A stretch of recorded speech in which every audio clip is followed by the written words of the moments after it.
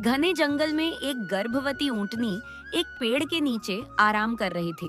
तभी अचानक तेज बारिश शुरू हो गई और देखते ही देखते भयानक तूफान आ गया। हवा इतनी तेज थी कि एक पेड़ सीधे ऊंटनी के ऊपर आ गिरा। ऊंटनी जोर से चिल्लाई, उसे बहुत दर्द हुआ। वह उठने की कोशिश करती रही, लेकिन पेड़ बहुत भारी था। बेचारी घंटों तक उसी में फंसी रही। कुछ देर बाद बारिश बंद हुई। उसी रास्ते से मिंटू नाम का एक छोटा हाथी गुजर रहा था। जैसे ही उसकी नजर दर्द से कराहती ऊंटनी पर पड़ी, वह घबरा गया। मिंटू ने पेड़ हटाने की कोशिश की, लेकिन वह अकेला कुछ नहीं कर पाया। अपने घर की ओर दौड़ पड़ा। थोड़ी ही देर में मिंटू अपने पापा को साथ लेकर वापस आ गया। मिंटू के पापा ने अपनी मजबूत सूंड से पेड़ को जोर से उठाया और गर्भवती ऊंटनी को आजाद कर दिया। मिंटू और उसके पापा उसे अपने घर ले आए और उसकी सेवा करने लगे। उसने आभार से कहा, आप दोनों का बहुत बहुत धन्यवाद।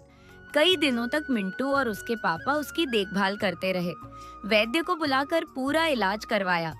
कुछ दिनों बाद उस जंगल में खुशी की किलकारी गूंज उठी। ऊंटनी ने एक नन्हे ऊंट को जन्म दिया। ऊंटनी की आंखें खुशी और आंसुओं से भर आईं।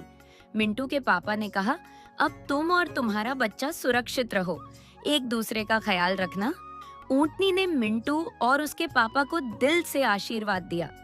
मगरमच्छ और मधुमक्खी। एक समय की बात है, नदी किनारे एक बड़ा सा पेड़ था।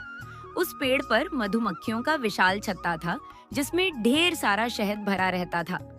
गांव के लोग अक्सर सोचते, काश यह छत्ता टूट जाए और हमें मीठा शहद मिल जाए।